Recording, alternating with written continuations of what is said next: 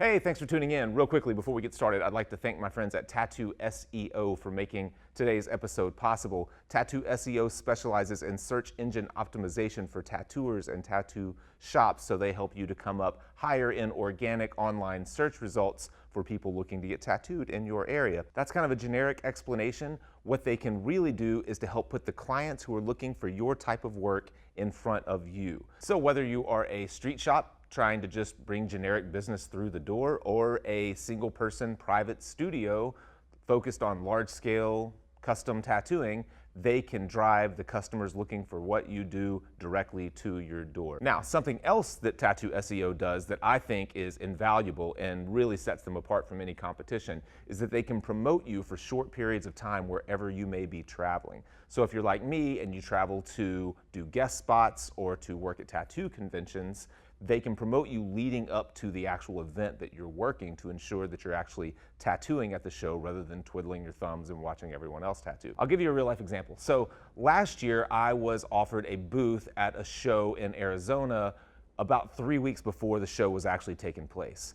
So I wanted to go and tattoo, but I hadn't promoted myself for that show leading up. So I had no clients in that part of the country and didn't want to sit around and not tattoo. So I reached out to my buddy Tony Sink at Tattoo SEO and asked if they could help to promote me in the short period of time left leading up to that event. And lo and behold, I was booked solid by the time the event got there. I tattooed all weekend and it was a complete success. So whether you're going to do a week-long guest spot in Southern California, doing a tattoo convention in New York City, they can help to promote you for those periods of time leading up to the events. That is a huge, huge benefit for working with Tattoo SEO. So I definitely recommend that you give these guys a shot by clicking the link below and signing up. You will get 50% off of your first month if you mention that you heard about them on Fireside. Thank you guys for supporting what we do and enjoy the episode. Director's clapboard. Hey, welcome to the Fireside Tattoo Podcast, the official podcast of Fireside Tattoo Network. I'm Jake. This is Gary Villarreal. Hey, Gary Villarreal. Am I saying that right? You know what? You said it better than my wife. Oh, really? How she says it like Villarreal. Villarreal. So it sounds like a disease. Kind Yeah, of like, yeah. Villarreal. So, yeah, like, almost like viral. Yeah, exactly, yeah. man. Man, I'm so excited to get you on the show. I love coming across your I love it when your Instagram shows up in my feed. All your little just your little time lapse sketches that start out as like nothing and turn into something. Are you doing it that way where do you sit down and free draw a lot where you're like don't know what you're gonna draw and it turns into something? Yeah, man. That's what for the most part. like. But unless when I'm studying, that's when I'm focused on whatever I'm studying. Okay. Because of course if you're studying hands, you want to get all that. You want to understand it that way. Whenever you're doing your own piece, you don't have to rely so much on reference. You kind of just let it pop into it.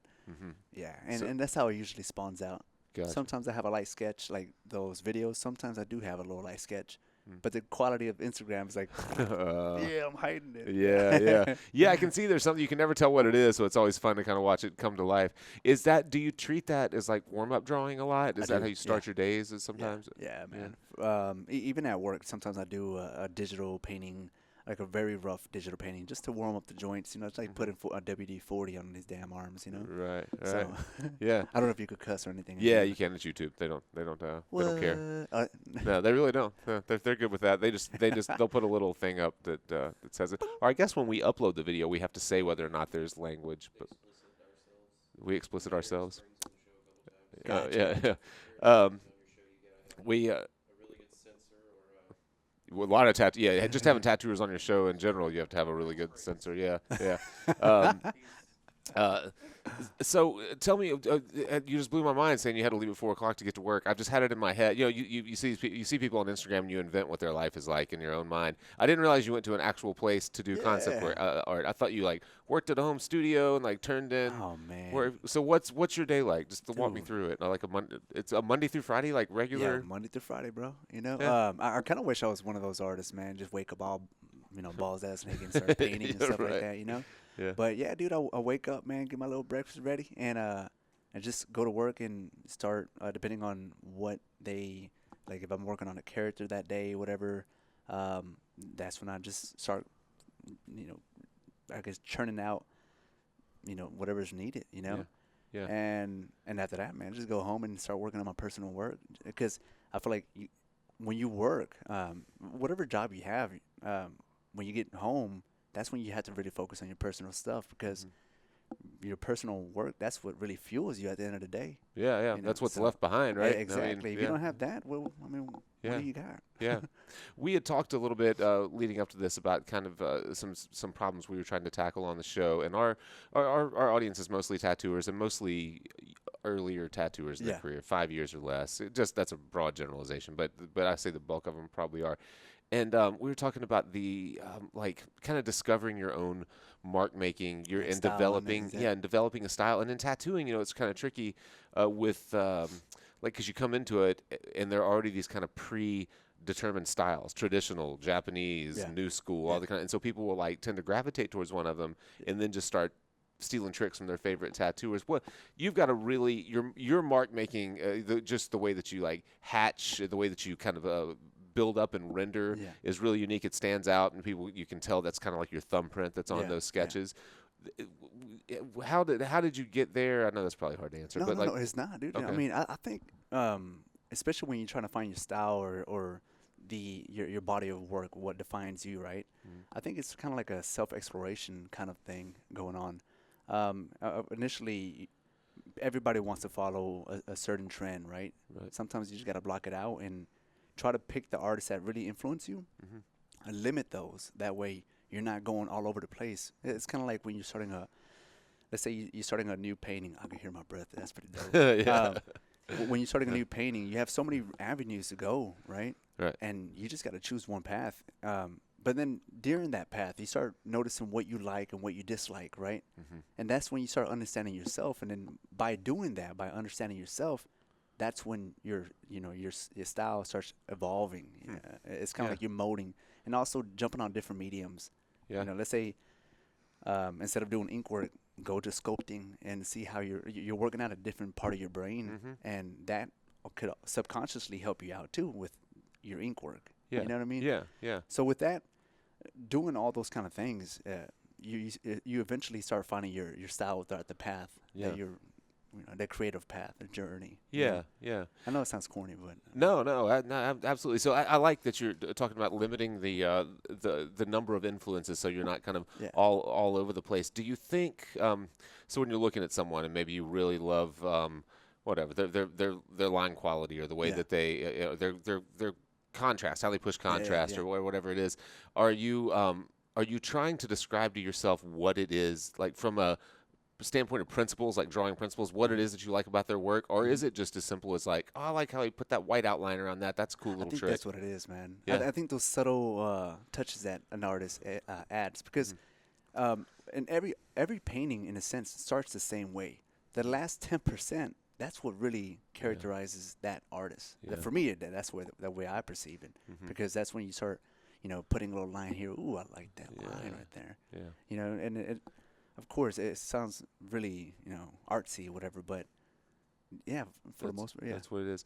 I'm glad you said that. I've noticed that doing these interviews, and a lot of times we're kind of over the shoulder watching people getting B-roll or whatever, watching people work, and you notice that the great painters, illustrators, tattooers, whoever they are, up to a certain point, what they're working on looks like what everyone else works on, and it's that last hour or 2 or 3 hours, whatever it is, 10 hours. It's that when everyone else would call it finished, it's that extra bit of time. That's where they set themselves and apart. I think that's what separates artists from great artists, man. That last 10%, and because you could grow quickly as an artist. You could get really good at something, but that last 10% is really that's when the true knowledge of like fundamentals and all that stuff kicks in. Because of course, we go all draw a rose, but what if you draw a rose with like other stuff on it, and maybe the highlights, things that we didn't really, see. Yeah, and that's probably where your real individuality starts to come through, right? Your voice, right? Yeah. I do like that. I took a painting workshop from. Do you know Casey Ball? Casey Ball. He's a painter, New York painter, figure painter. No, and, man. When it comes to names, I'm so bad with names. He's I took like a week-long workshop from him once, and when we got to the end of our final like project that we did, he went back and he was kind of helping me to like simplify, turn 3 marks into Yeah. 1 mark. He's like, just turn Ooh. the cheek. He's like, you want to. He's like, we know we put in a lot of work here, but we want the audience to look like it was effortless, or to think it was effortless. So when he would come back and he would like simplify, yeah, just strong, like confident lines. yeah, They know it. They know yeah, it. Instead exactly. of like the little jagged, you know, when you're using a pencil, you kind of, Yeah, instead of doing one stroke, you just kind of like, yeah, sketch it out. Yeah, yeah. But you know, also I think the mood. You know what I mean? The mood could really influence what like how your art turns out as well. Like I don't know about you, man. When you're feeling sad, sometimes your best work comes out of that. Yeah. Or like a hard thing that happened in your life, man, and that's another part of that self-discovery that could lead to another point of your style. Yeah. You know what I mean? Yeah. For me, I'm real chill, man, and for the most part, like if I feel sad, man, I'm just like I put on some old classic music or some old jazz, you know, or some booty mix, whatever, and then I just start like slowly lines, and that kind of puts me in a meditative state, you know. Yeah.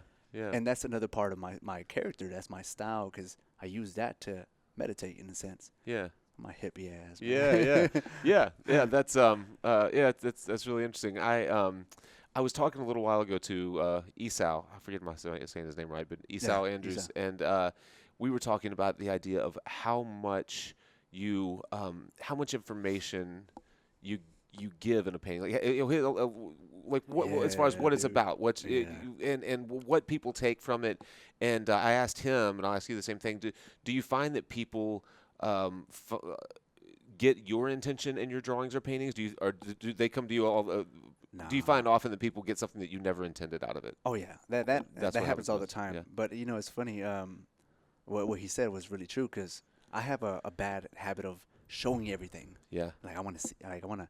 What I have in my head, I want everything to be on there. But sometimes, like what he does, he leaves some question marks for the audience to look at. Right. And that's skill sometimes, because that's still a skill and confidence, and that's something that I'm trying to build right now. But yeah, man, somebody might look at a piece and be like, "Oh man, that reminds me of my grandma when she used to cook some tacos." And I'm like, "Wow, that piece, a flower piece, made you feel that way." You're like, "Damn." Yeah, and I guess that's a good thing. So I heard someone once say that people come to your art for what they need, not for what you intend for it to be. It's not really about you anymore. Once it isn't, man. Yeah. It's I think in a sense it's a way for people to view life differently. You know, I guess like artists are placed in this world. Damn, I'm going off philosophy. yeah, man. Let's hear it. I feel like artists are placed in this world to translate what they see, that ordinary people see, for them to digest it. Yeah. You know what I mean? Like if I'm creating something and I look at a flower, I'm always referencing a flower. I don't know why. Yeah. But if I create it and I made it like look like an alien-ish kind of thing, and then somebody might look a regular person, man. Let's say my dad, he's a welder. He looks at it, it might remind him of something that was deep inside of him. Yeah. You know that you never intended at all. Yeah, exactly. Yeah, and then it truly is a success because it's taken on a meaning, and it's a life of its own at that point, right? Once you make it, that's it. It's not your baby anymore, man. Yeah.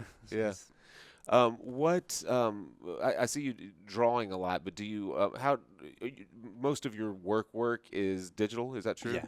Okay. Oh man, 100%. dude, when I was working on this painting, I was Control-Z in my head the whole time. Oh, really? Oh man, dude, insane, dude. Do you find that's drawing digitally? Has it helped or hurt your traditional skill set for honestly drawing? I think it both. Yeah. You know, I think it helped me understand different colors, but traditionally, it was a crutch. You know, going straight digital, it can be a little crutch. Yeah. That's why you got to mix it up sometimes, and that's why most of my work is pencil work, because I'm so tired of working digital at work, and then when I get home, I just want to do straight pencil. Yeah.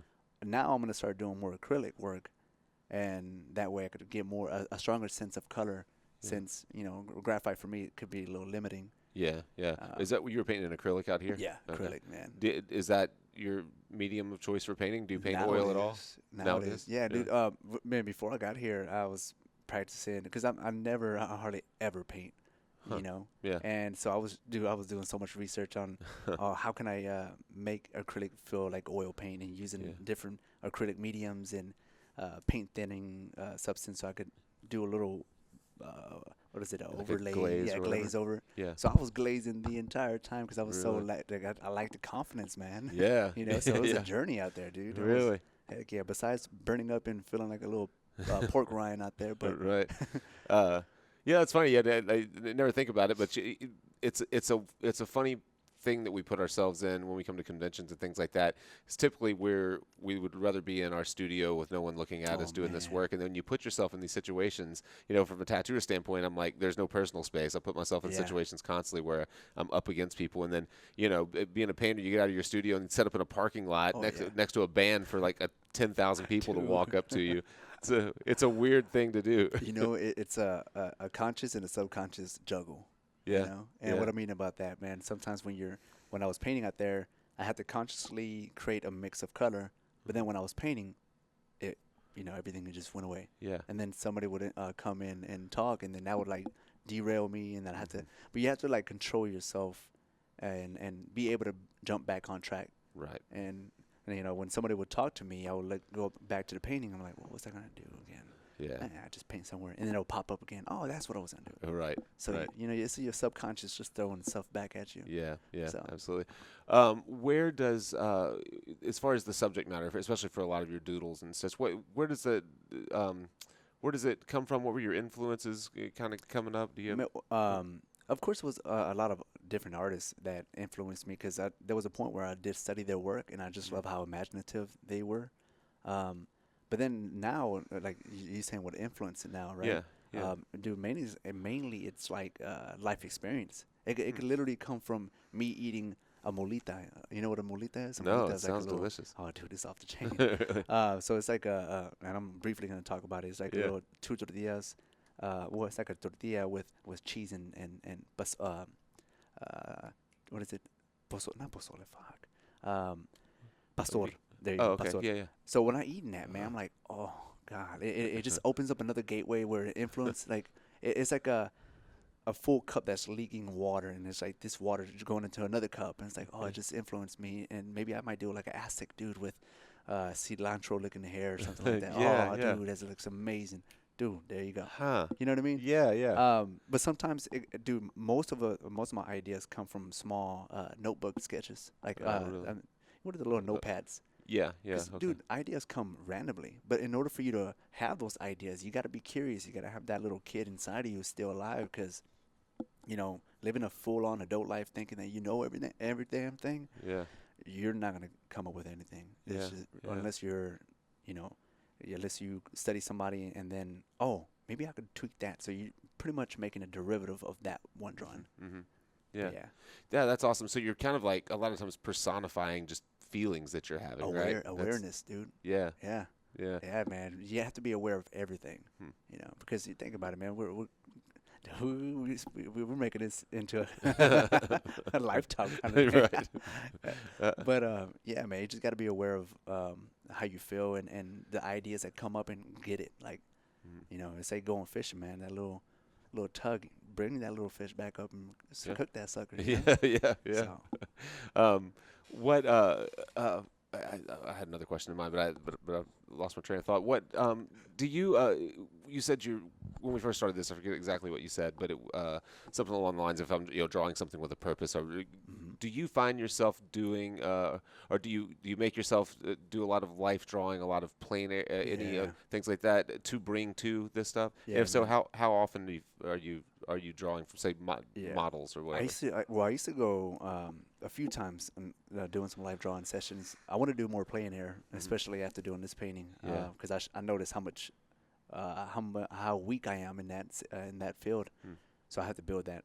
But in terms of like live drawing, that all that is like ammunition for your skill. Yeah. And man, especially for tattoo artists, man, you got to really build that knowledge base. That way you could open yourself up and like restrain the limitations, because you can be a little limited when it comes to ideas. Yeah.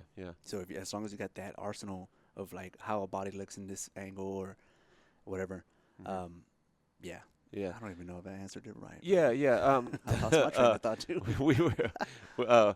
I was trying to think of. I'm always trying to offer like whatever little nuggets, little tips, and Yeah. things for people. And I was trying to think of like cool little exercises, especially when you the two things that you mentioned. One, building that kind of arsenal by like learning what a hand looks like in this position Yeah. or in this position, and Yeah. being able Yeah. to call on it at a later time. That and that kind of finding a way to personify or illustrate ideas. Like I love that, like a sandwich making you feel like a cup of water is spilling into another cup of Yeah, water. It's yeah. like, oh, that's really abstract, but I mean, but I understand it. Like I get what you're saying. Like I can see like eating a sandwich and it feels like you're kind of over Yeah, like it's that- flowing with like but you know joy for the But I wonder if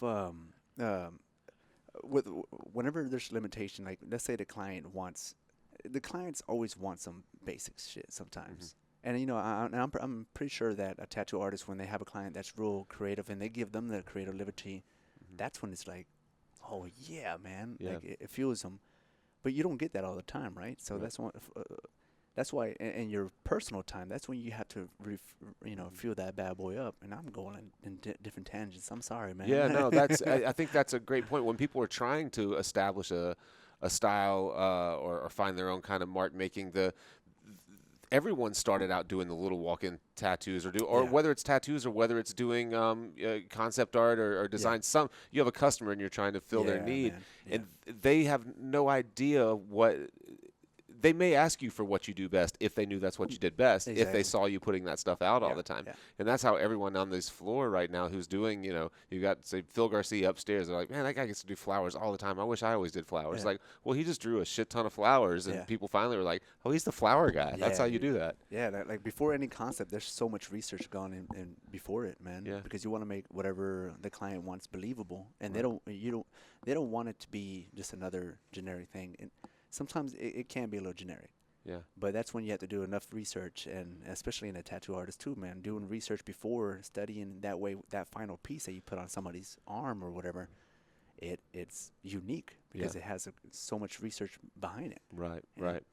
Yeah, and I think that you get to a point where it's easy to kind of rest on your laurels a little bit. Like with say, I've got a good example. Andy Chambers was a guy that was at this show, and he does a lot of like snakes and dragons. They're really Yeah, beautiful. yeah. And he's like, I could probably draw a dragon in 30 or 45 minutes for a leg sleeve. Like Yeah. for a full leg sleeve, I've just drawn so many dragons. He's like, but I've already drawn that dragon. He's like, it's up to me to really challenge myself to find a dragon that really entertains me. Like, have I ever presented it from this angle? Have I ever Yeah. done it where Dude. where this whips in front of that? Like, he's like, and if you're not doing that kind of stuff, you'll just end up really shortchanging yourself. The client may never know any difference. Yeah. They might be like, oh, I got a badass. But how many artists do that though? I don't know. I don't think as many as. Everybody wants to stick in their little comfort zone, Yeah. man, because that's what they're known for. And man, it's okay to fail. Yeah. Don't try not to fail too much on a person's skin. Right. But, Ideally. do it. Yeah, exactly. Yeah. No, not exactly. Right, But right. Yeah. So when you're doing, so let's translate that to concept art. Whenever you're going and walking and sitting at work, I'm sure that not all the time the subject matter is something that you're that interested in. Is it difficult for you? I mean, do you Yeah, push man. yourself to you like? gotta push yourself, dude. Yeah? Yeah, and try to give yourself a little reward. Like if you concepting something boring, take breaks because, if it's something fun, you'll knock it out in a couple of hours, right? But Right. sometimes it can lag, and Yeah. and it's more you just have to mentally. It's like a mental workout, and not everything you're gonna create is beautiful or gonna be exciting, you Yeah. know. Yeah. But don't get me wrong, man, whenever it comes to like an exciting project, I just like get so involved in it. Oh, Yeah. I just love it, man. What percentage of the work you do on for your actual job is really engaging on its own? I mean, Yeah. without you having to put the work in to make it really I engaging. mean, I think it's like engaging wise. I think it's 80%, dude. Oh, really? Yeah, and Yeah. then 20 because it shifted a lot. Now I'm into like mobile games. Yeah. And that's cool, man. Like I'm creating characters, environments. That's awesome. And I was Yeah. doing that before in like the VFX side and VR. But there's In some VR, times you were doing what kind of stuff were you doing in VR? What VR was and it? AR. No, we had like a couple of clients like the Warner Brothers, and there's other ones I can't really talk about, yeah. NDAs and stuff like that. Yeah. But For the most part, it was cool, you know. And but there were a couple of times where they have you concept something that was really boring. I'm like, all right, come on. Yeah, yeah. And you're just like, come on, baby, come on, arm, just pop something, brain, give me some good information. I don't know what it is. Yeah. Do you tend to work, because I assume you're working on deadlines all the time. Do you tend to work well on deadlines or just Yeah, pressure? yeah. For the most part, man, I think it pushes it out. Like Yeah. it depends what it is. Like if it's a boring thing, it I guess you could say it just gets it complete. Like you force yourself to get it done. Yeah. Yeah. But I found just by being by procrastination, I think I always thought that as a kid, I always drew at night. I stayed up late, just I always did. And so I always thought, well, artists work at night, and I should work at night. Yeah. And so I would procrastinate and draw my tattoos, the night before I had to actually tattoo them, and then realize that I'm hitting dead end after dead end. I'm exhausted. Yeah, I go to bed. I'm like, I'll just set my alarm in the morning. And what I found by doing that is I'm way more creative at like 6 in the morning than I am at midnight. The first couple of hours, the first 2 hours when you wake up, that's when you're sharp. Yeah. And people, dude. Maybe when you're at like a night, you get like little creative ideas. Okay, record those ideas. Don't execute them right now, but execute them when you first wake up, and then get on it. Yeah. But man, procrastination, I think it could be an angel, or it could be a big old demon, dude. Yeah. And I feel like for the most part it's demonish. Yeah. Like you will for the most part fail sometimes. Yeah. You Yeah. know? So you're a big preparation person then? I try, man. Yeah. I try, but my wife, she's the one that helps me out a lot on that, really? because I'm so disorganized. Like this painting right here, dude. I had a couple of sketches, but the final sketch came the morning of. Oh, really? And that's I was like, all right, Yeah. thank you. I actually got an idea, so I sketched the bad boy up, man. But the painting part really kept me up at night, because I didn't know how I was gonna approach this. Because I did small paintings, or like small studies just to understand the medium at home, but then translating that to a final piece is like, all right. And on top of that, having people and all the noise and all that stuff, and losing your focus, that was So I learned my lesson in preparing. Now I'm gonna prepare a lot. Yeah. A lot sooner than. Do you think you'll do this again next year? Yeah, man, it was dope, dude. Yeah. I've always liked it out here, man. So and meeting some cool ass people. Yeah, it's great, man. I did this convention in the late '90s, and haven't done it again until now. So it's been like 20 years. Oh, man. But it's the same. I mean, it's funny. It's definitely still an old school kind of convention for sure. That's dope. Yeah, it's awesome. So you were talking a little bit about playing with other mediums that might bring something to you. Something that we experimented with. We did this course that we called Find Your Style, and that's why I'm trying to snag information from people to see what I can plug into the updated version of this. And we're talking to tattooers who really it's all about precision. They're using really small needle groupings and stuff like that. So when we sent out their kits that their assignments were going to come from, we started them drawing with like blocks of vine charcoal. Like you could not control it the same way. Yeah. And what I found, like watching people draw, is that you see some really kind of either people try to control it too much and blend it all out, or they kind of loosen up with it, and they really discover some cool like marks that they would normally not make drawing with their wrist, and they're drawing with their arms and stuff. Yeah, exactly. Are you mostly, because when I see you on Instagram, you're drawing with like a mechanical pencil or whatever it is. What is that most of the time? As a mechanical pencil. Yeah, my little country pencil. Do you play with different I do, man. One thing I noticed when you're working in a bigger scale, you start using your legs as to get a better stroke too. Because you could use the elbows and shoulders and stuff like that. But what I liked about that is that it kind of it breaks your way of thinking, that you like the way that you always thought of trying to make a pencil stroke, right? Because when you're doing a pencil stroke, you're limited with your wrist and a little bit of your elbow. Yeah. But that kind of like opens up doors, and I can't really explain it so much, man. It's like using different body parts and even just different mediums. It just opens these doors that are left to explore more. And within those doors, you kind of you learn more about yourself, and it's. I don't know if I'm explaining it right, man, but Yeah, I love that. It just reminded me of an interview I heard, and I can't think of who it was, but he was talking about how like painting like like someone's like sowing the field or whatever. Like they're out, they've got like a Oh scythe, yeah, and they're doing whatever. He's like, I'm painting with my entire body, and I'm trying to think of what this person feels like and what their gesture is. yeah, He's like, and by the end of it, I'm like sore because I feel like I was so like yeah. swinging the scythe in that field. I'm like, wow, I've never gotten that into something that I'm Oh, drawing that I dude. felt the soreness that person would feel from Yeah. that action. And that's what makes your drawing even, I guess, more real. I guess you could say. Yeah. It's like when you're trying to when especially when I'm trying to create my characters, I put myself in the pose and try to understand how the weight distributes. Yeah. How do I feel like like that character?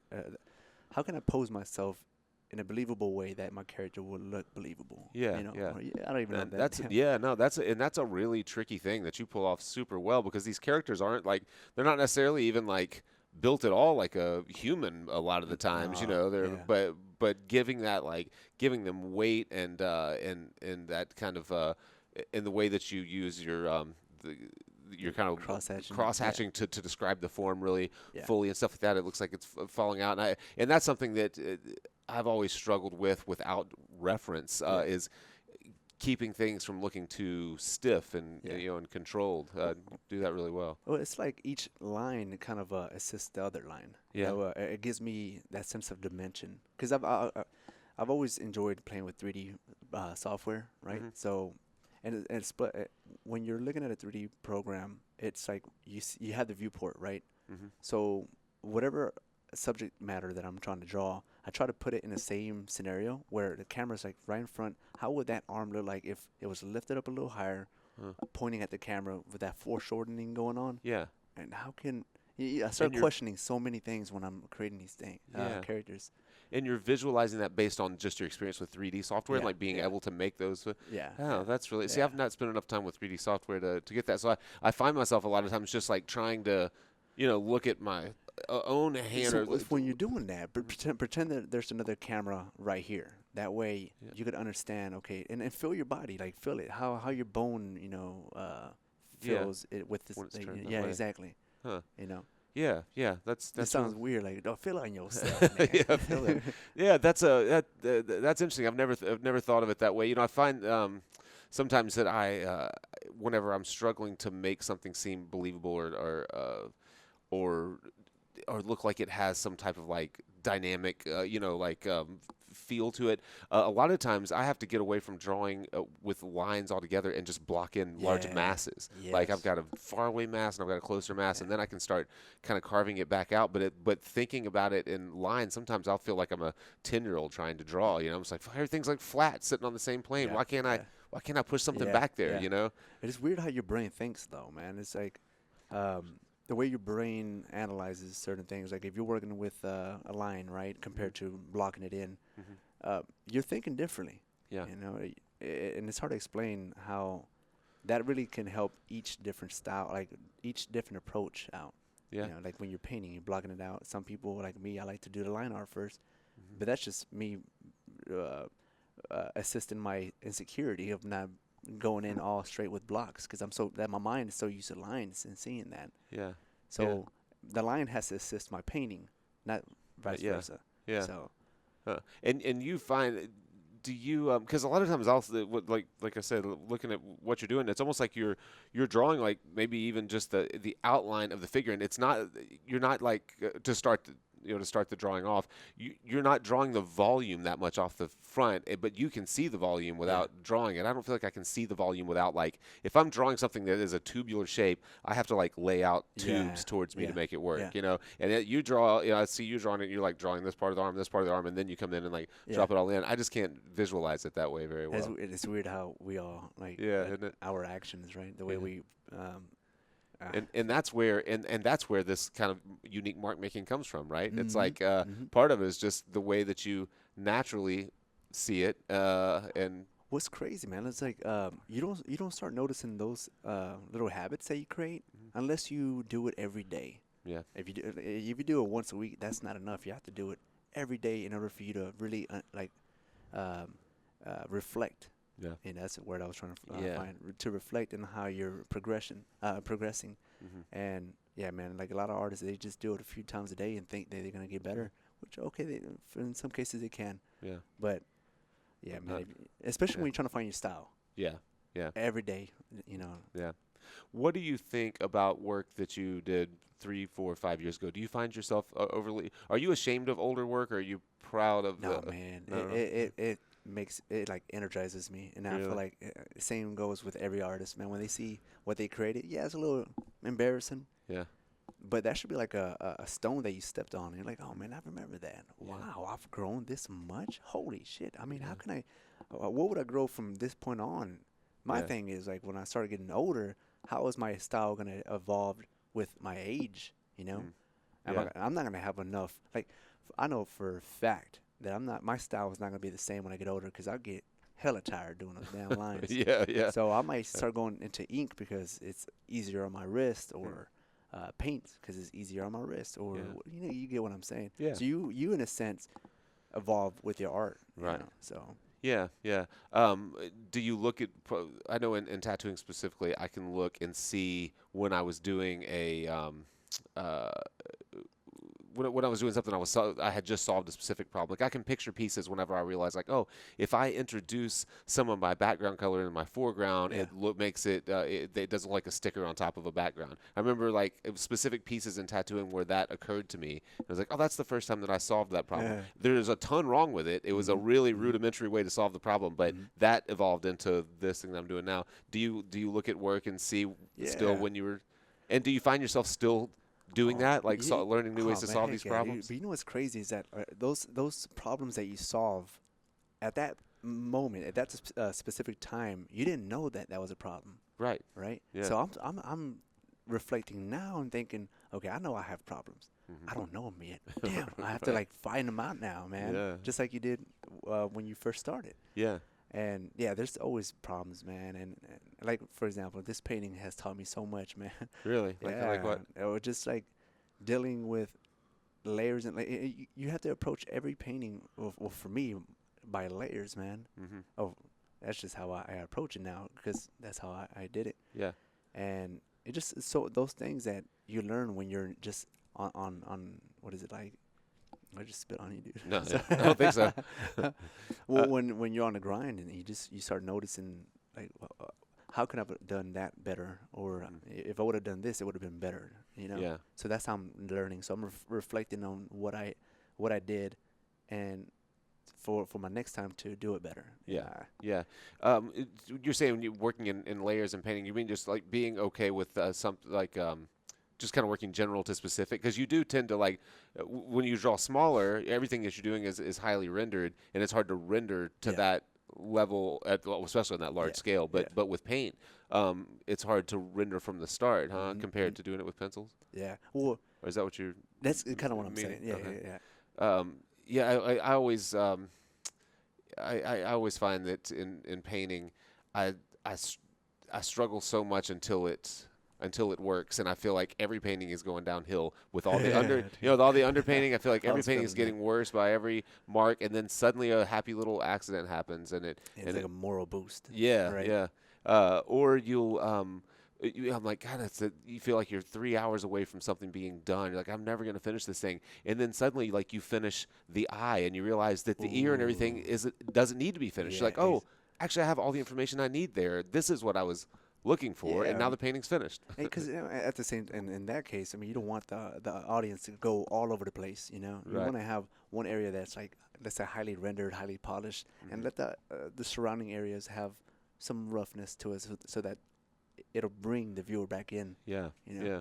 yeah. That I love that kind of stuff about paint, as opposed to any other medium. Is that you can think that you're nowhere close and everything's going wrong, and then a single mark or a couple of marks change the whole direction of the piece, or sometimes finish it, and you have no idea you were even close. You're like, I think I've seen that's all I need on this.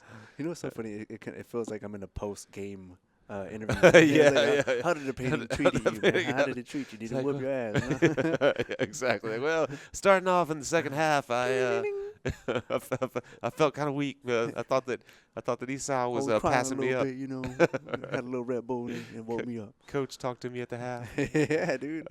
If people want to keep up with you, or do you do any work for like, do you take on commissions and things like that very often? I don't, man. Really? Because I get tired of and like when I'm working, in a sense, that's commission. Yeah, Right? So I right. get tired of it. Sometimes I Gotcha. want to go home and just do my own stuff. Yeah.